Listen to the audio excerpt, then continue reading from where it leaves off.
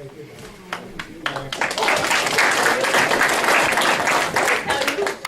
The exit, I don't think there's any other, right? That's it. The exit and the bathroom is right next corner there. Thank you.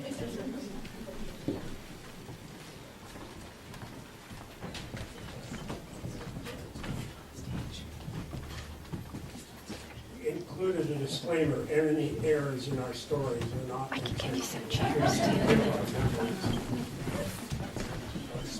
This is where there was, I was not certain, but I tried to identify some of the key roads in the Etna area and the names of the people that I remembered in my generation. I've only been here since 1926, and so I'm sure there's going to be the need for help to expand this.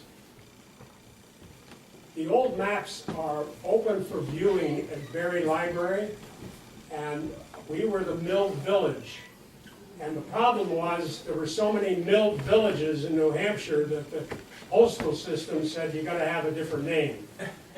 So that name was selected off a calendar in one of the stores, and they dropped the A because nobody could spell Etna with an A on it. Different. The interesting thing to note, and Tim, you can point out the different roads with your pointer there.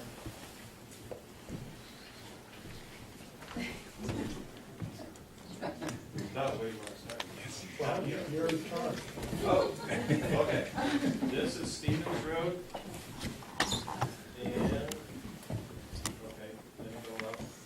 That's, am I right here? This is Prescott Road. Goes down. That's King Hill. No. No, Etna, yeah. Etna Highlands Road. This is King Hill. That's Partridge Road, and this is Westboro Road.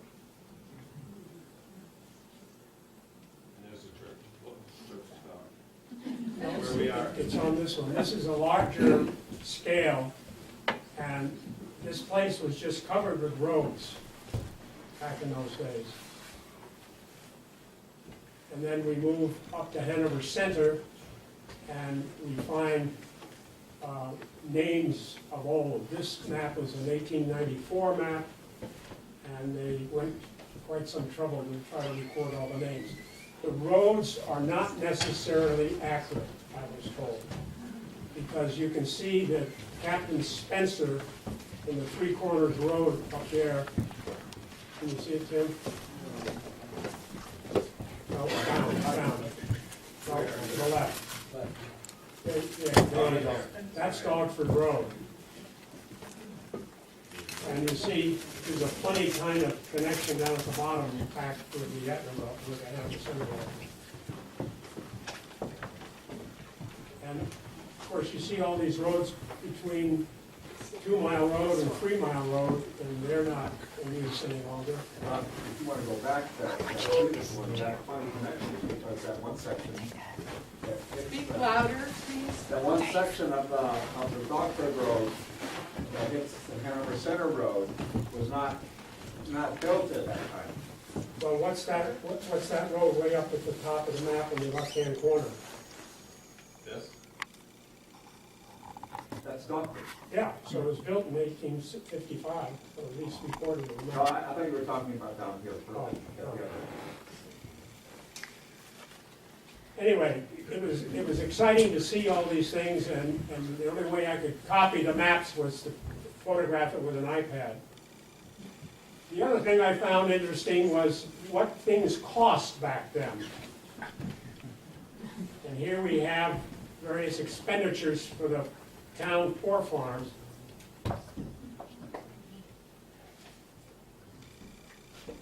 And these are the town officials. And do you know what the date is on that, Tim? It was the 1904 one. I don't remember. Or 12. They still had, Pretty old.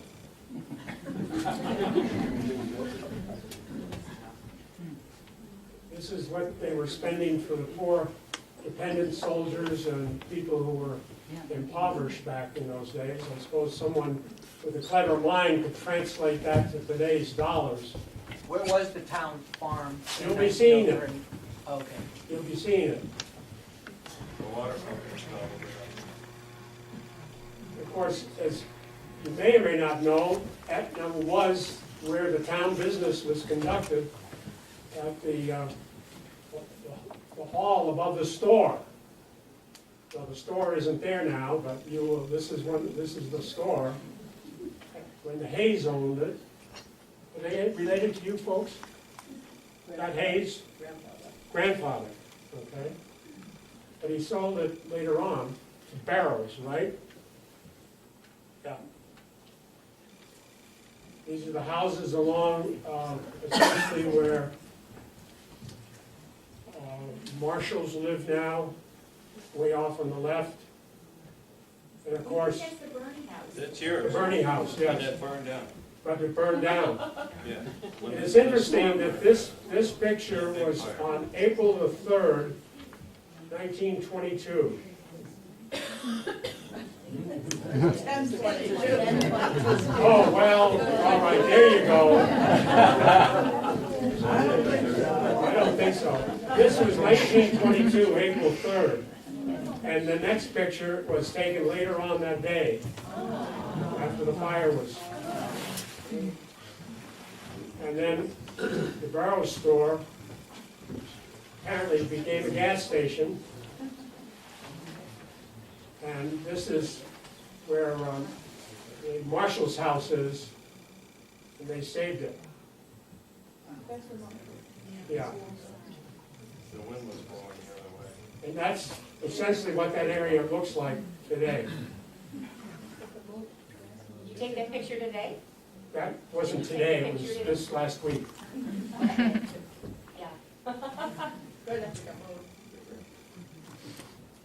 You want to talk about this one, Jim? Yep, that's the bridge going over to the post office, and that's where Anita Chickering lived, but I believe that this is gone, but the big house is still there. And it was a big old wooden bridge, and it looks like he's throwing his ashes out or something. And that's a view off of the bridge today, looking up. And this is the brook that actually created the energy of saw wood and mill grain. Go ahead, Tim. Okay, that's the house that burned, where Bernie's lived, but it was a beautiful old brick house. Then the store is right next door, and then Marshall's house is behind it to the left. And this was an old mill, and then it became Derby, it was a ladder factory, and it burned after these houses did, so, and later on in the 20s, I think. So it's gone, but you can still see the foundations, I think, can't you, across it from your house on the bank? Except they might have demolished it a little bit when they built the state road up through here, the old foundations. Does anybody know where that ski jump is? Because it's not Vale of Tempe. That's one of the pictures. Yeah, I don't know. He thinks maybe at the golf course. Yeah, Somebody said it was beyond, down lower, beyond the golf course a little bit. Or do you think it was a Vale of Tempe? Yeah. that's, whoop, Oh, sorry, that's back when we had real snow.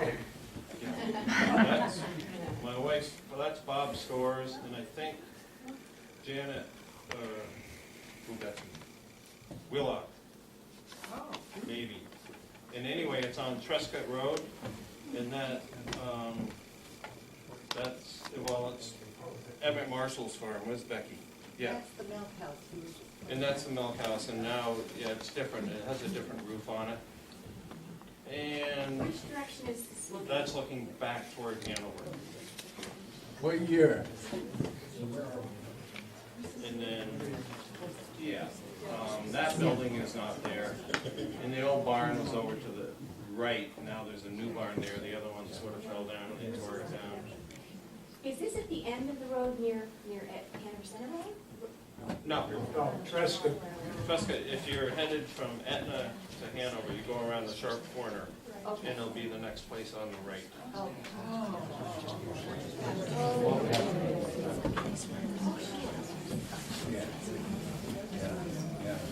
Yeah. go ahead, Tim. Go ahead, Tim. That's the old, this is in the middle of the water company, and it's down, there's some roads there, John knows all about it. Mason Four Corners, and it was that's one of Hanover's old schoolhouses, and Hanover had, I don't know how many, 17 or 18 schoolhouses sprawled all over town, and that's one of them. But it's long gone. Well, and actually, I think that might be it. This is a water company land, and one of the, reservoir number 2 is down in here, and that's the old town farm. So the foundations are still up there, or they were, unless they bulldozed them when they logged. Did they, John? I don't know. I haven't been in there. They were still there. Yeah, and All that, the foundations were still there. I don't think they bulldozed it was a it. poor farm for the people. And that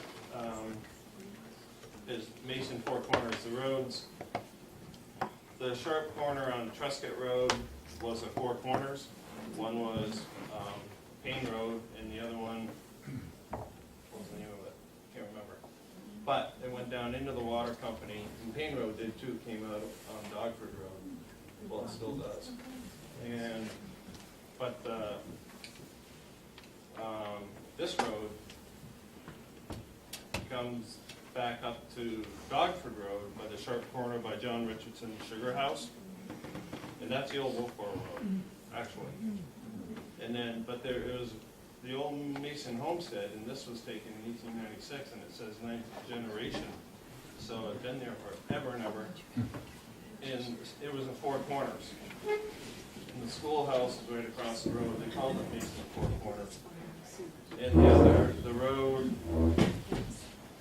that went this way goes up past the town farm and comes on to Penny Hill Road. I thought it'd be fun for people to see what houses were valued at in 1923. All you can do is groan.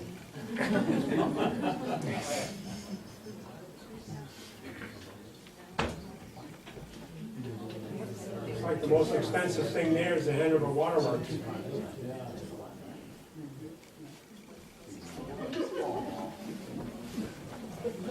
Please, somebody identify who this is. Not the dog, the person standing. Is that your grandfather, Norma? Or great, you don't know? Somebody thought it might be Charlie Hayes. Yeah, I thought it was. I forget why. During the centennial, though, that's what we came up with. That was Charlie Hayes. Thank you.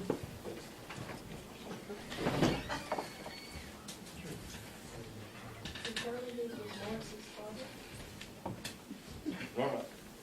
Charlie was Morris's? No.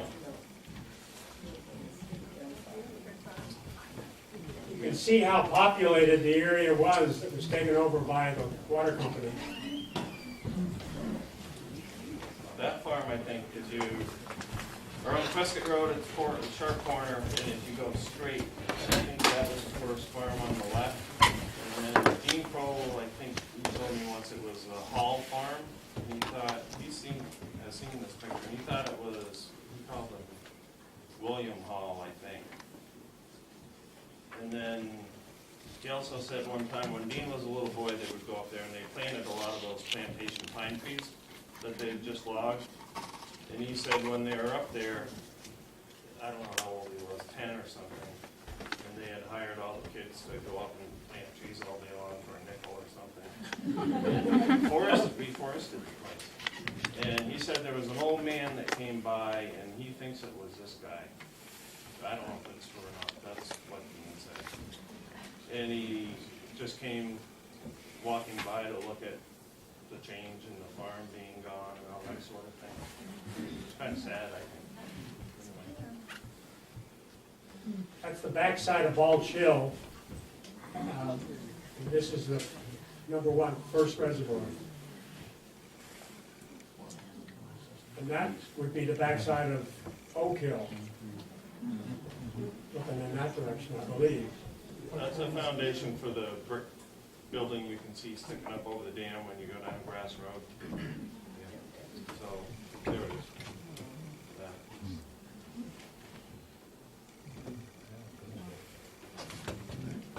That's the bottom of Stevens Road. The house is still there. The bridge is different. It's another old wooden bridge. And those barns out back burned down in about 1970, I think. Is that right? Yeah. About then, I think. That's Yes. what it looks like today. It was a big fire, I remember. Yeah, just, yeah, the barns. Archie Bum, oh, don't want to mention names, but he was smoking out back of the barn. Isn't there a song about education out behind the barn, Tim?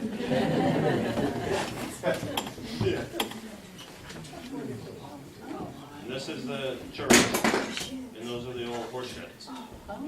They got torn down, I don't know when they tear them down. The town used to keep that old bulldozer they plowed the roads with in there. I don't remember them. Early fifties maybe, Tim. Okay. Yeah, do you remember them? I remember them. I remember the bulldozer going by the house, Yeah, that thing. Oh, yeah. V affair with wings on both sides and make one pass and open up the road. Yeah.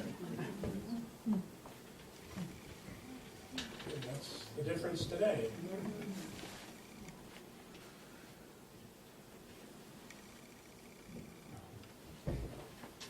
Cloverdale Farm, that's the brick house on the corner over here. And Rick Husband lives there now. He's here someplace, I don't know where he went. And this is Dick Camp, whose grandfather was Harvey Camp. He's the Great HN. grandfather was Clarence Camp, and they both moved here in 1905. A little louder, please. That was my great grandfather, Clarence Camp, and my grandfather, Harvey Camp. And they moved in there from 1905. And my father and his brother were born there. In fact, that's my grandfather and grandmother. Who's in the middle? I'm not too sure.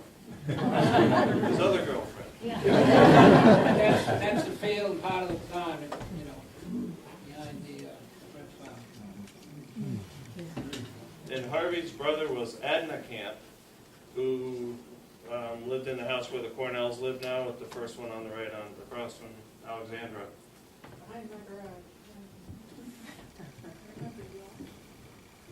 And that's Bert Hughes's. We remember as Bert Hughes's. Somebody, and that would be Dick's. Well, see, that's where I'm confused then, because what that is, that picture there is of my grandfather and my great-grandfather, Clarence. Now, Clarence lived in that house. He actually bought it from his father, Isaac Camp. And they bought that house in '53, and then they moved to the brick farm in 1905. But my grandfather and Edna Camp were born in that house. And also Harvey's Camp daughter, Arlene, was born there. Now, that's what I was told, that's the house, but nobody seems to know exactly where it was. No, it was, and then Bert Hughes had it later, and that burned down also. And then that is the house, and there's even a better picture of it. And, yeah, we remember it when Bert Hughes lived in it, and it was all dilapidated. And, but in those days, it was a beautiful place. Work got done because people helped each other. That's a very interesting picture. If you see the whole picture, I think we counted it up there, there was like 25 or 30 teams Yeah. on that side here. I showed that, the plowing to Divina. We didn't know where it was, and she thought it was in Bert Hughes's big field that we call Bert Hughes's, but the big field, the AT goes through the middle of it now. She thought it was up there, but it's hard to tell. And then they said, Elmer Dana worked for Harvey Camp. And Elmer jokingly, in Norma's dad, Morris Hayes, said he had the best corn anywhere. And it was so big you had to chop it with an axe. He used to joke. No, and you look at this picture. And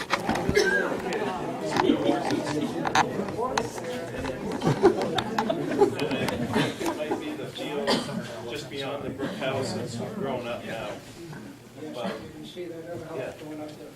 It's still there. It's on, yes. Pretty good year of corn there. Yeah, look at that. They use good fertilizer. And that, you said, That picture, the one on the right, the one, should be an X over it, that's Clarence Camp, my great-grandfather. And the one, you can't see him, but the one, the other X, yeah, right there. right there, that's Harvey Camp. And the other people were called boarders. I don't know if that's what they hired people from to come up and work the farm or not. In one of the diaries of Clarence Camp, they mentioned that the boarders came from Boston. So I don't know if it worked or not. The back of that photo, I have one at home, that's what it says, the camps and the boarders. Migrant workers, Started. how much has changed. That picture is part of the camp picnic up at Almadena's place. Where are you in the picture? That was before my time. How many years has the Camp family been holding? I have no idea. I don't know. Was there some camps that moved the line? There was a mine Yes, camp that Yes. that had a farm and line, I know. In fact, Clarence's camp's father, Isaac Camp, there was 11 children they had, so, you know, they spread out across time. And there was a Bert Hughes in line. Yes, right. That was just been a descendant of the same Bert Hughes. It might have been, Probably. it was There either was a him lot or of his father. Hugheses were one of the first settlers in line. Right. And there was a lot of He Hugheses. was working all that. And there was one of them named Bert. Yeah, I don't know. You want to say anything about this, Dan? That's, that's, I think, the 1917 Etna Fair, and that's Parsonage, and there's another picture of it. They're having their little parade, so that's the main street right out here. And there's a parsonage, this is where Harley Camp lived, and where, yeah. And this is the Etna Green. But that parade is going down the main street.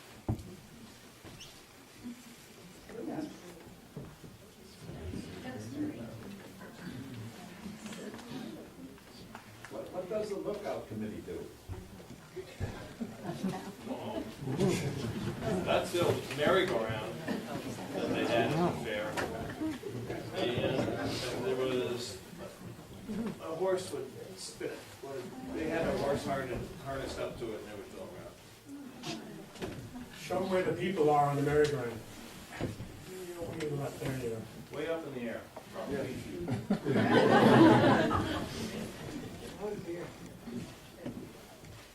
And there's the merry-go-round again. They had a big tent. It was quite a thing, apparently. There's Nancy, there's your dad. Yep, I have that picture. Hanover Center Fair, that's Niles Lacoste.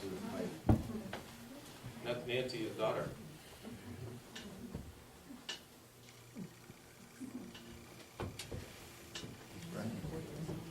Now, I think it was 1948, I reached the pinnacle of my youth and was given the honor of driving the truck that belonged to, and I can't think of his name now, Howard Reed. Howard Reed, the mailman, who was a pretty ornery guy. He let me drive his truck in the parade, pulling the float for the Etna 4-Hers. And the person who's on the right there is, anybody can tell? Frank Hayes. Frank Hayes. You know that guy? Were you 16, Bob? Yes. He used to drive to town before he was 16. Of course, as you all know, the sheep populated this region of New England in the mid-1800s. And there were quite a few sheep in Etna. I got my first sheep from David Kroll when I moved in the summer of '47.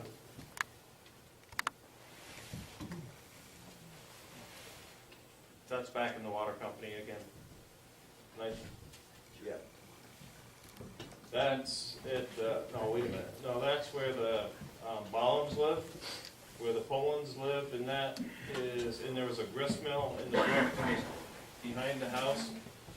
As you look at the house, it was, yeah, right straight back at the brook. And that's an old scale.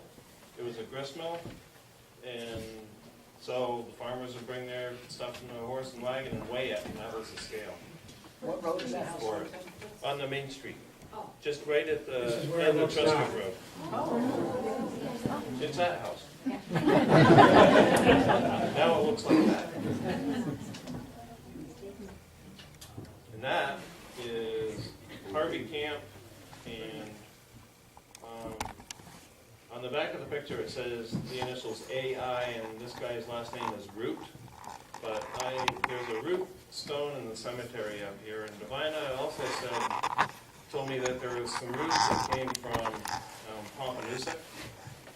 But anyway, Harvey went to, grew up on the farm and went down, he went to UNH for the Thompson School, and learned how to make butter. And he had a Jersey herd over here, and that's what he did. So, you think that creamery was in the barn buildings that are long gone. And that's the old, and the blacksmith shop, and that's Hayes' store or Barrow's store, same one.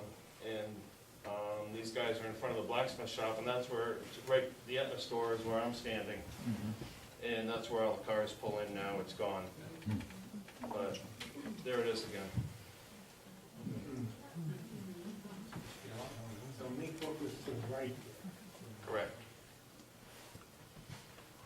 I thought this was interesting to share because this is a graduation exercise program for the 1913 Hanover Town School. 15, excuse me. 1915, the 8th grade class from all the different schools.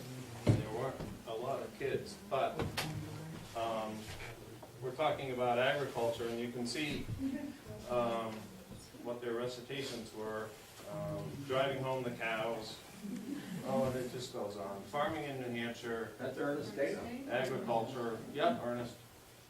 And the pumpkin, midsummer.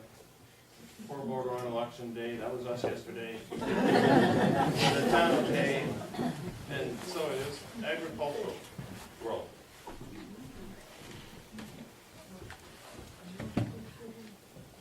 Front door to the post office.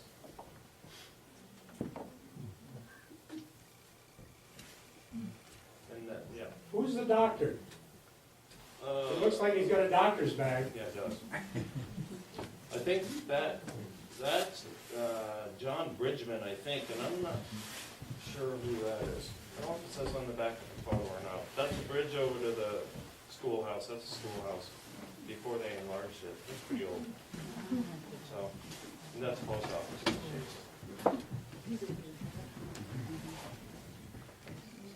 And there's a school when I was bigger. You guys went there. A lot of you, yeah. I missed it by 1 year.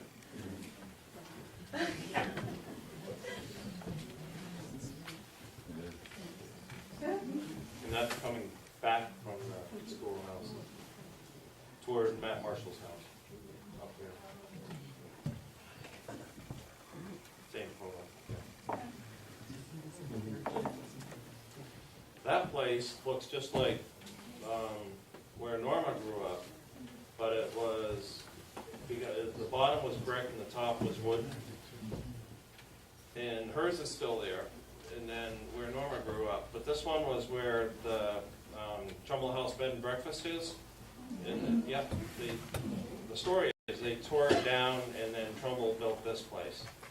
Only it's a lot bigger now than it was, but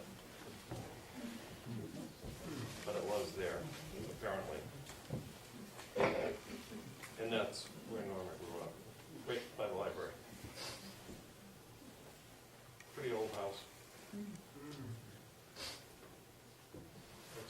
station. Sign's the same, it's on the new one now. Tim, can I ask you a question? The town seems to maintain that old fire station, and for what purpose? Well, they really don't it's sort of up to the Etna Farms Association, but the town owns it, and about 25 years ago, a new foundation was put underneath it because it was an old stoned up half cement, and it was a wreck, or it would have fallen in the brook. So, a new foundation was put on it. We spent a couple weekends putting a new roof on it, and then we painted it once, and now it's sort of falling in disrepair again. We have, John Hawkrider got some outfit that donated a bunch of shingles that are in the fire station down here now, but we haven't gotten around to doing it, getting everybody organized to put the roof back up. And then, after the new foundation was built, put in the rec department, used that storage space and put all their off-season basketballs and whatever equipment in there. And then I think they've moved out now. And the only thing in there now is an old tanker truck. It's a 19-something, 30 or 32, I think. 32. What's the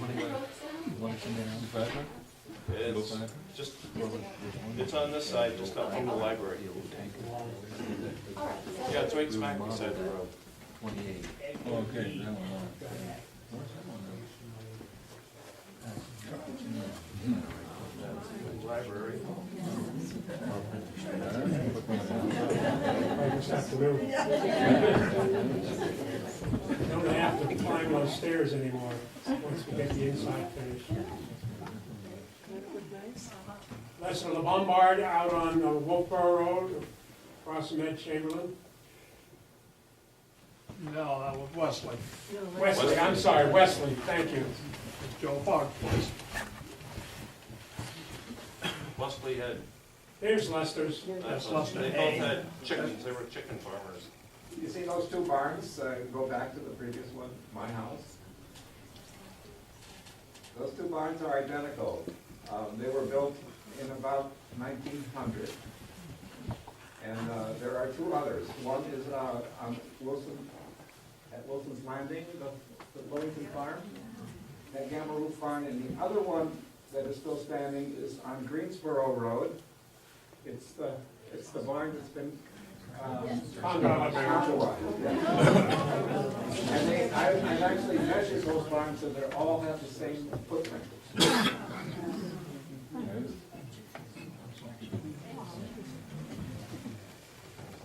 After one summer of working for Lester, I didn't care if I saw another egg or another chicken.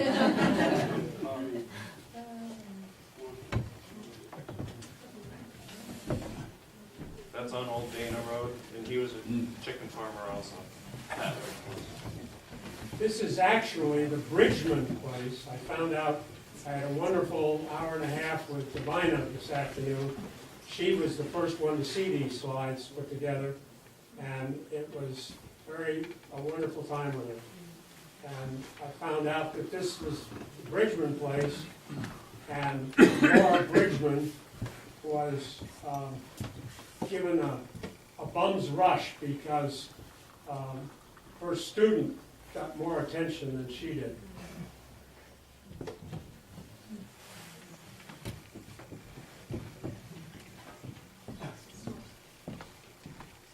You're on, Tim. Oh, yep, that's me and my brother. They're taking pictures of the dogs, I think. You got into it? Is that your mother's house? Yep, that's the same house, but that is an old photo. It was taken about 1900, I think. It says on the picture. And it was, at that time, it was Calvin Webb lived there, and he lived up there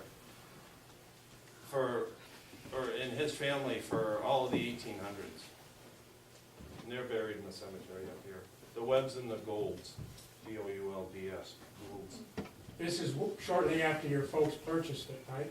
Yeah, and they came in 1946.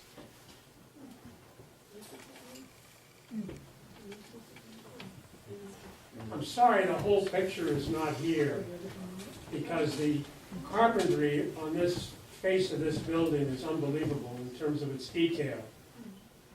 And this is the Lillian Bailey house. New owners' names I don't know. And it was a tavern on the Wolfboro Road.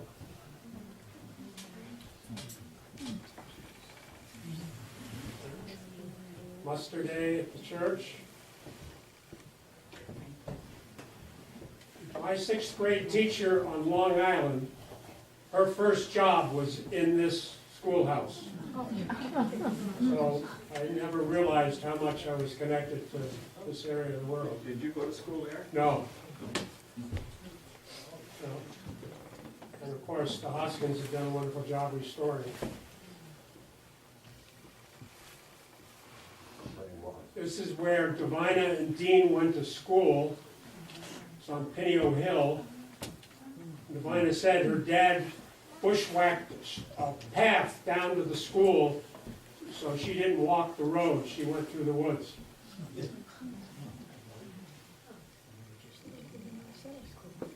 That's the old, I don't remember, the Rennie farm. It was Fred Arthur was the last one to farm there, but it was Rennie's in Hanover Center. It's on the Dartmouth College property where they were having such a time digging things up a year or so ago, but they tore the house down, and I saw them tearing it down, so I just went up and took pictures of the frame. And then it was all gone in a couple days. Moving on to Dogford Road at this point, and Gabe Elder, I didn't realize it, because after 46, when I first met him, didn't realize that he had a milk truck and collected milk for delivery to E.C. Fisher in Lebanon.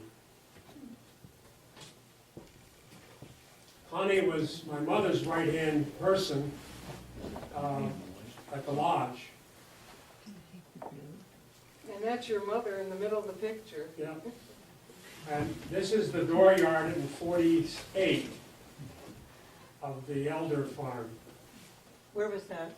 It's on Dogford Road, and this is what it looks like today. Oh,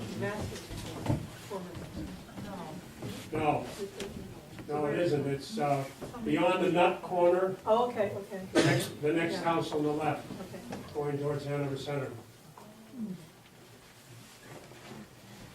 And that's Dogford Road, the sharp corner, and that road that runs off to the top is the Class 6 highway that still exists. It goes down to Lime Road. And the Spencer family lived where the nut house is.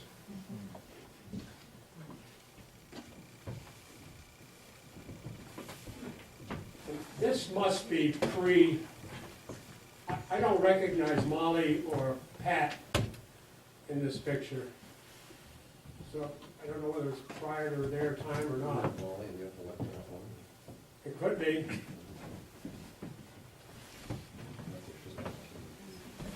Off sugaring.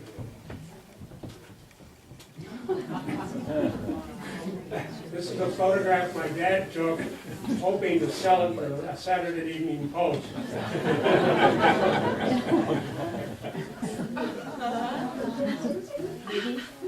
No, they didn't buy it. I was, I think, 13 or 14 years of age, and we were invited to their house. See, my dad had a bottle of a very amber-colored liquid that is usually called scotch. And he checked with the doctor to make sure a medicinal dose wouldn't hurt Jim. So Jim would visit quite often. They'd go out to the garage and visit for a while in the garage because he knew darn well his two sisters wouldn't let him drink alcohol. I have an interesting fact there. When Norm and I bought the place, in that upper part of that shed, her brother and I dug into a pile of coals. And in those pile of coals was a fifth half gone and a fifth full. Future reference. Yeah. What did you do with it? Well, Frank took the full bottle for his display at the house, and we just dumped the empty one, I mean the half one, figuring it probably would burn the grass and stuff. My dad did go in one morning and found Jim unconscious, sitting next to the to the coal stove from carbon monoxide poison, dragged him out to the front porch and revived him, but they were really hard scrabble living on the edge. Yeah, as kids, when we were little shavers, we would go up to the common to play baseball, and if Jim was out there, it just reminded you of this old Ichabod Crane type character. So we'd get at the camp store, run like a son of a gun past the house if he was out there, and then walk the rest of the way. When I was about 13 or 14, we were invited to dinner at their house. And ahead of time, my mother cautioned us kids, don't ask for seconds, and eat what's put in front of you. Don't complain, and don't expect dessert. I was served on my plate a piece of Wonder Bread, and on the Wonder Bread was probably a 3/4 ladle of stewed tomatoes with the biggest pat of butter on the top of it I've ever seen, and a nice glass of milk. That was supper. Well, that was the first course. I got the second course when I got home.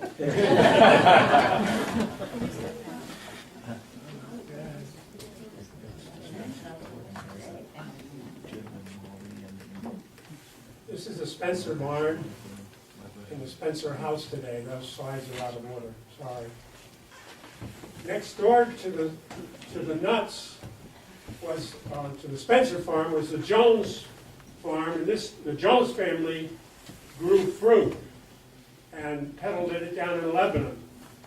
So the farm had pear, peach, apple, cherry, blackberry, black raspberry, white raspberry, and red raspberry. And currants, yes, lots of currants. Divina told, or who told me today? Did you tell me about? I think Divina told me today that when there was a lot of pine rust around because of the currents, he was reported to have said, them pine trees are mine, and I'm not digging up my currant bushes. Mom had a lot of currant bushes, and they used to come around and look at your farms to see if you had them because of the pine tree blister rust, and they'd walk right by yours and they never said anything, did they? Well, I remember we had to dig them up and destroy them. yeah, we actually complied. Is it still there? But, It was she still okay has to them. have current bushes if they were X number of feet away from the white pines. There's currant bushes there at Pierce's now? No, at our house. Oh, at your house? Yeah. And because it was a fruit farm, I thought I'd show one of the harvests from the apple trees.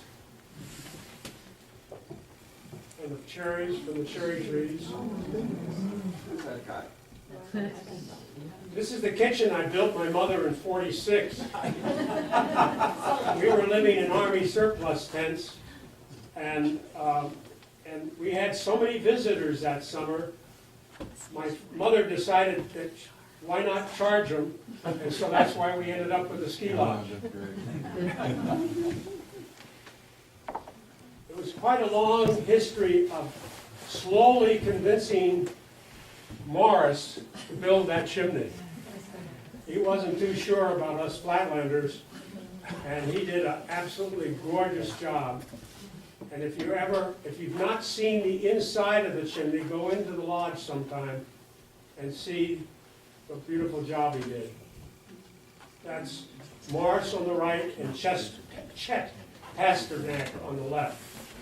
Chet Pasternak lived where Gene Sibley now lives.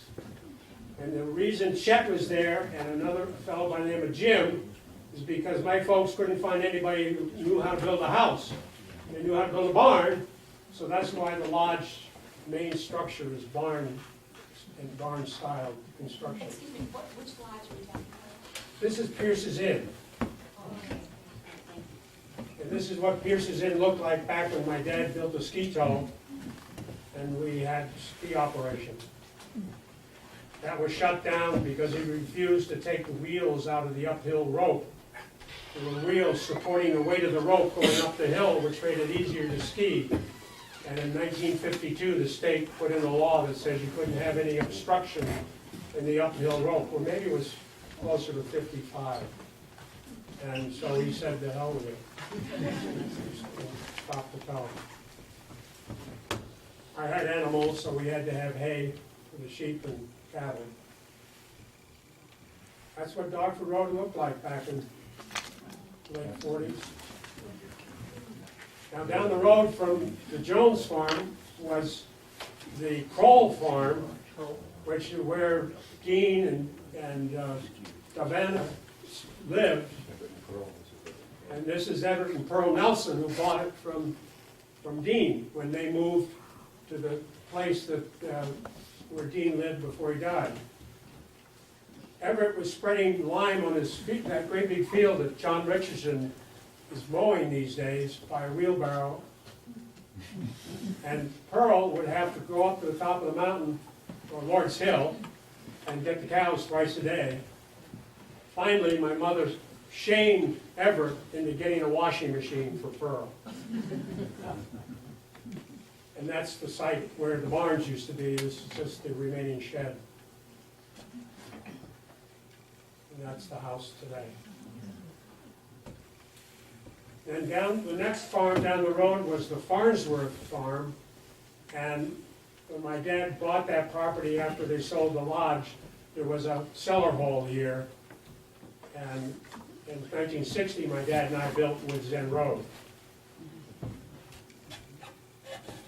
Then come around the corner, and we have Dean's house, farm. It was a very nice tribute to him after his death in paper.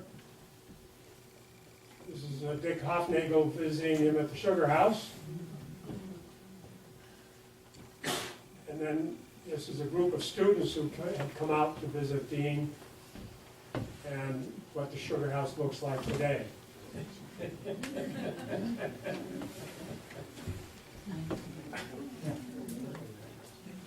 Dean loved to hunt. And of course, this is Bars's barn and the old milk house in the house. This is an aerial view that I got from John this morning. And it's pre-pond. Do you know when it was taken, John? It was after our house was built, so it must be 1972 or so. What I like is the long line in there. You see where the little sugar house is, way on the left? Well, almost up in the left-hand corner. It's not quite by the road. The sugar house is still there. And there used to be a swamp, and apparently you could still purchase dynamite and blasting caps at the time when Howard Reed owned it. And Howard got a bunch of dynamite and laid the sticks end to end and blew that trench to drain the swamp out of there so he could pasture his cows. My dad and I got dynamite down to Lebanon Hardware in '60 and had great fun. Cromwell Nelson, was it? Blasting stumps and stones when we built Woods End Road.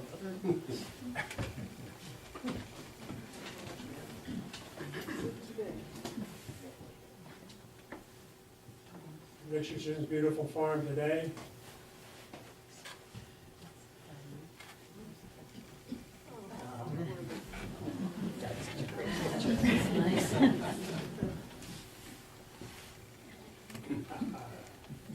Oh. Where did that hat come from, John? You know, I can't recall. But this is fun. We used to take the oxen down.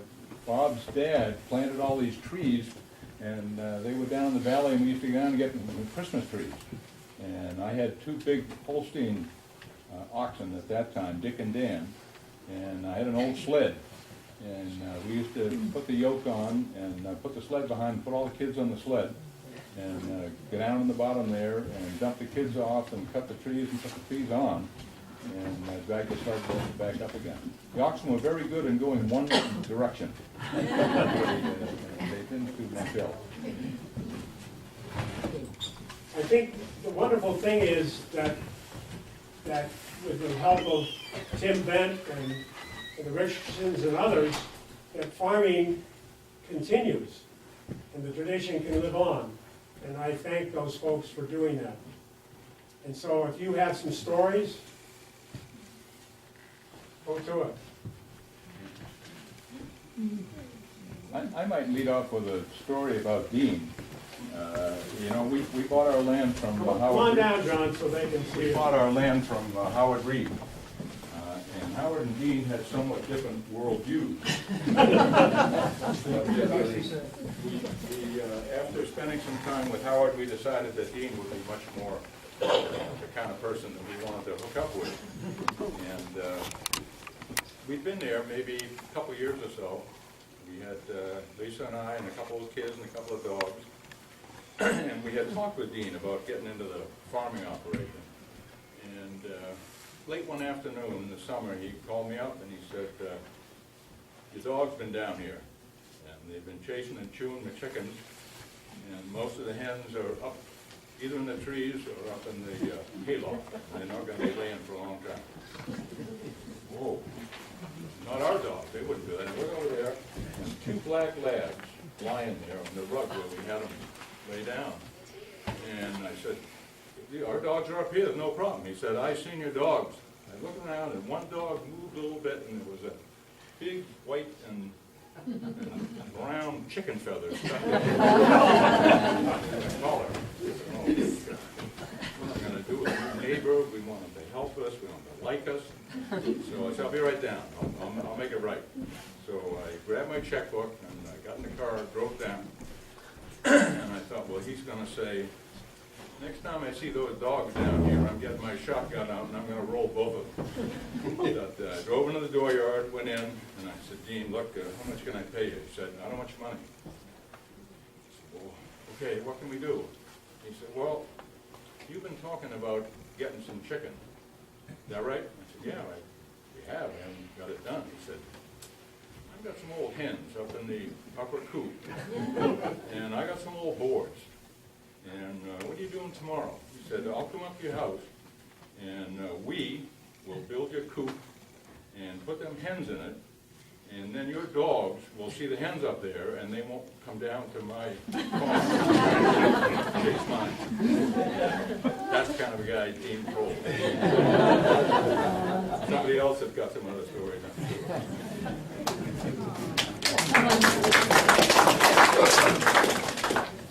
So Joyce and I used to live on Elm Road off the Rockford Road, and we had a Weaver dog.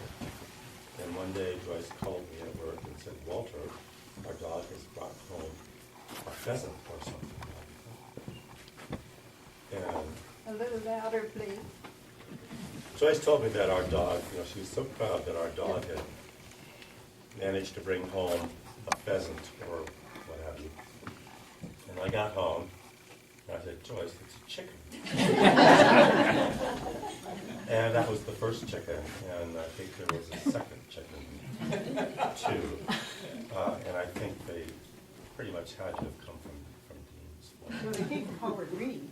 Howard Reed? Yes, they came from Howard Reed, All that right. was the problem. Same area. So, that our hunting dog did what dogs do, I guess. Well, we were new, we had just moved to Etna, to New Hampshire, and we were city people, and we were living in the country, and my dog brought home a bird, and I got our bird books, because we had all kind of books to identify everything, and I couldn't identify the bird, so that's why I called up my husband. I said, the dog brought home a bird, and I can't identify it. And he comes home and says, that's a chicken!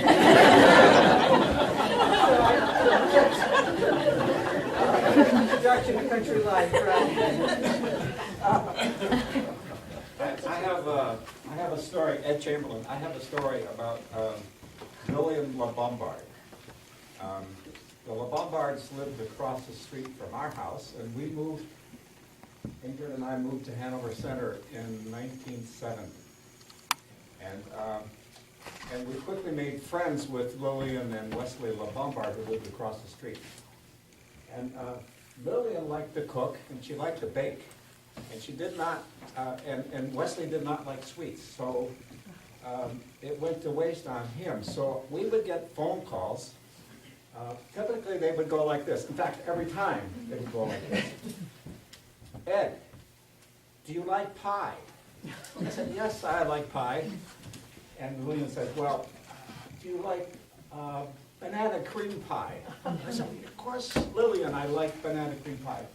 She says, would you mind if there's a piece missing? I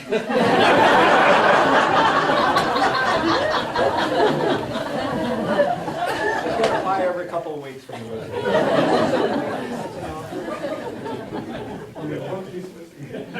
Yes, sir. Well, being a Flatlander, I didn't know whether Dean Kroll was serious or pulling my leg ever, so I didn't know him that well, but I used to ride my bike past him and he'd be kind of lying on the grass out there with his cats or something, you know. And anyway, so there's two things he told me. One was that he was able, when he was a kid, he used to sled from the top of Morgan Road where I live, although I don't know if it was the same at that time, all the way down into the village, you know, and I never figured out how he might have gotten around the corner. It was a different The curve. road went along the stone wall, there was a triangle there, and Okay. Becky's father was on that toboggan that day. Bob Adams was on it. There were about 10 of them, and it was really icy, and they had rolled the road or got it plowed somehow. Dean would tell that story a lot. But there were a whole group of kids on it. They didn't go to school or skip school or whatever they were up to, so they went sliding that day in this big long traverse. And they started up at Morgan's, or was Nat Emerson's then, I guess, or Frank. And then slid all the way down to Greensboro Road. They made it all the way down there. It took them all day to hike back up. They had a blast. He always told that story. Yeah, and the other story, I had moved from West Lebanon, Seminary Hill area, and there's a woman who was rumored to have been a woman of ill repute for the Dartmouth kids, and I didn't mention her name, but somehow this came up, and he knew the name of the person.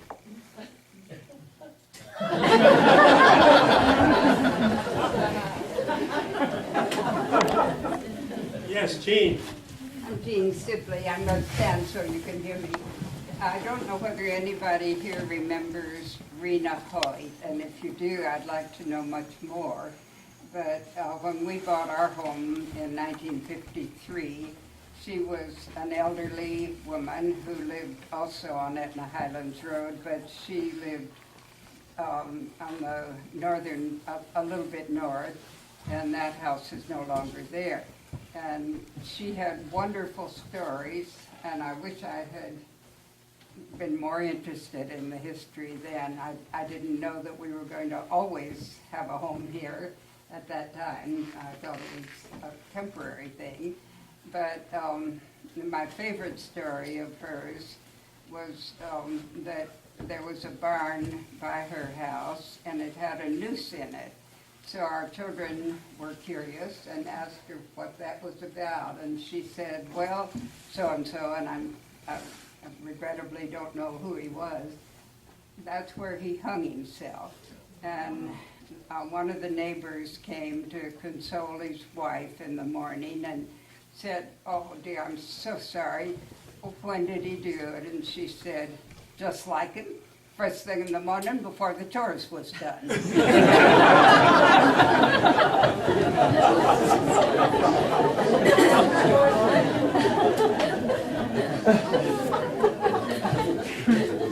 Yes, sir. Bill Vashnagel, like just one little bit different from what we talked about, but it gives you a sense of the town a little while back. When I was in college back in the late 50s, a number of us students were recruited downtown to help out the volunteers. It turned out that the town, the precinct at that time. You had the precinct and you had the town out here. They were separate entities. Had their own police forces, had their own public works department, the whole schmear, and had their own fire departments. Anyhow, the downtown fire department had a new chief and all the volunteers had quit. And so they brought us in. And we trained with the folks from out in Etna. And Howard Randall, who lived up on 3 Mile Road at the time, was the chief for the Etna, the town of Hanover. And one of the things that happened in the time that I was there was they were building Krell, and Krell caught on fire during the course of the construction. It was a fairly serious fire. They had tar pots that they were using for the insulation inside, and one of the tar pots got on fire. And I happened to be, nobody showed up, and the chief told me to get in the truck, so I drove the truck out there. It was only about the third time I drove the truck and operated the pump. But the key thing was, you know where Krell is? Well, that was right on the edge between the boundary of the precinct, which was the corner, downtown corner, and the town.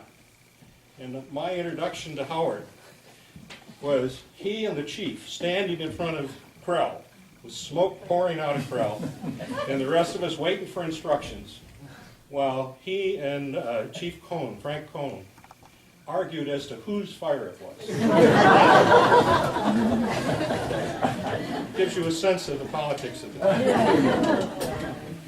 I don't know whether you remember Jim Spencer's image on the screen, but he had ears that were quite prominent, and he had a nose that was a little off angle. And I said, at one point, as an innocent little kid, Jim, what happened to your ears? And he said, well, I was riding back from Lebanon one night in the fall, and it was pretty cold, and I had a top hat on, and I let my sisters out of the buckboard, and then when I went to put the horse and the buckboard in the barn, the railing over the barn dropped down, hit the top of my top hat, my ears were frozen, and they collapsed the ears. You can't quite tell whether that was a true story. He did like to tell stories. Yes? Well, not a story, but I've always tried to fill in this puzzle. I've often cross-country skied through the water company, or I'm supposed to, and where the old farms were. And I've often wondered, number one, how many farms were there? Number two, were these people forcibly moved from the land? And number three, if they were paid, who paid them for their farms? Because one of the farms extends almost into our backyard off of Partridge Road. I mean, what is the history of the acquisition of these farms? I was reading in a book that the farmers were compensated for the farms, but I don't think they left willingly. Who compensated them? The town. It had to have been the water company. Yeah, the water company was half owned by the town and the college. And it was set up after the big fire downtown. I think that wasn't that the case? The fire they had downtown where... That was one of the excuses, they needed some water. Yeah, And Lebanon there was sent nothing trucks, behind it. over on the train and things like that. So it was 1895, 1900, something like that. My understanding is at that time, the town and the college got together and created the water company as a private entity.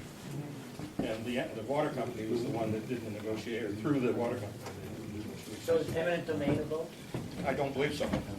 Before the water company was established, the source of water for downtown Hanover was from behind where the public works is now. There's some springs there, and there's still some structures granite structures in there where they were collecting the water, and the pipe ran in on Sand Hill into town. Oh, wow. And then downtown, I don't know how many, they had cisterns in the ground, and that spaced around town, and one got dug up, I don't know, they were working behind the municipal building fully dug it up, about 30 years ago, and ran into one. And it was sort of a cone-shaped thing, I think. You've never seen that? And then it was cement material about that thick, but it had been covered over and Alan hit it with a backhoe and it got all smashed and everything, but you could see what it was, and it was one of them anyway. And then they were around town in various places, and when there was a fire, that's all they had for water, and they used to have huge fires. Main Street burned up a couple times, and there were a lot of them. And then finally I don't know, Vino used to talk about how they acquired the farms in the water company, and they were beautiful, as you can see in the pictures, and there are lots more pictures of the water company too. And anyway, I think, I don't remember, there were like 13 of them or something. There were a bunch, and it's a big area. I don't know if 13's right, but it sticks in my mind anyway. And it was, I don't know if they bought the mortgages, or they sort of forced these poor old farmers away somehow, I think. And older folks that talked about it weren't so happy about it. But You notice there's a lot of houses that had fires. And Charlie Garpy and I went into the basement of the Jones house that had burned, and took the old twisting fuses out of the fuse box. There were pennies underneath each one of those fuses. So you knew there was an electrical fire. We almost bought the Spencer farm. And when my dad went up in the early, well, it was really very early in '46, to Boston, to the real estate office, as he reached for the doorknob to go into the real estate office, the door opened and a gentleman walked out. Turned out it was David Nutt. And the real estate agent, well, you missed out on the Spencer farm. The fellow just left, bought it. But the farm next door is for sale. And my dad bought it sight unseen. 200 acres, $1,800. Best thing that ever happened. Someone else, yes, Wayne. I'm Wayne Tobias, and I live on Woods End Road, the little dead-end road that the Keens developed. And I really had some fond memories of Dean Kroll. I deal in soil mechanics and foundation engineering at Krell, and I know the angle of repose of different materials. You know, you pile them up, and they form an angle like a pyramid. And it was in Dean's living room or dining room or whatever you would call that I learned the angle of repose of American coins, because he would have the eggs there, and you'd go in. You always needed a shovel when you went up there to get your eggs from Dean, because he hadn't attacked turkey. And my wife Elizabeth can tell you what some adventure she had with that damn turkey. But in any case, people would throw dollar bills and get change and whatever, and there was this giant pile of coins stacked up on their angle of repose on Dean's table. The other thing I wanted to say about Dean is, you know, everything we've been talking about is these people living in this provincial life in the back country of northern New England. And I was thinking of Dean that way until one time I had been in Antarctica, and Elizabeth had told Dean on one of her egg sojourns, and a lot of the women in this room like to go see Dean for more than just eggs. I have to tell you that too, because that is evident in the service for him. So much affection to Dean. Somebody other than your husband that you could talk about things to. In any case, I came back from Antarctica and I went over to get eggs with Elizabeth, and I was going to talk to Dean a little bit about it. He asked me a couple of questions, and then he started in. And he knew the day that Admiral Byrd came by. He knew what grade school he was in. He knew the names of the airplanes that Dean had on a truck that Admiral Byrd had on a truck when he was making his tours through New England to get American people interested in the Byrd expedition to Antarctica. So he had this tremendous cosmopolitan understanding of what was going on in the world and interest in it, even though he was just a dirt farmer in northern New England. Yeah, when Dean Kroll was in high school, they had a contest in biology class, maybe, and it was who could identify the most native plants on their property. And Dean won that contest. That his property went up there on Lord's Hill next to yours, And did he ever tell you that story, John? Yeah. He did? Yeah. And what did he win, a ribbon or something? Oh, gosh, I can't remember what he won, but it was enough just to have been the person who was talked about. Yeah. He loved playing. Well, thank you for coming. And yes, Peter. I'm Peter Keene. I wanted to mention Everett and Pearl Nelson, because they haven't been talked about, but they were the same as Dean, except they were husband and wife. They had a small farm on Dogford Road. And my fondest memory of them is learning that a dog can be a valuable asset to a farm, because not only did Pearl have to get the cows in, but later on, when I was maybe 7 or 8 years old, their dog was trained to go get the cattle on Lord's Hill. And at that point, I was very impressed to see that Pearl would go out in the afternoon and name the dog and point up the hill. That dog would take off, and about 20 minutes later, the cattle would come down to the barn and be taken care of. And I thought that was an impressive thing for an animal to do. It was a border collie, the smartest. Any more stories? Well, I think the story can continue at another time. And thank you so much for contributing to the recording of some of these stories tonight. And thank you, Barbara, for your prompting us to get this done. Thank you. It's a wonderful show. Thank you very much.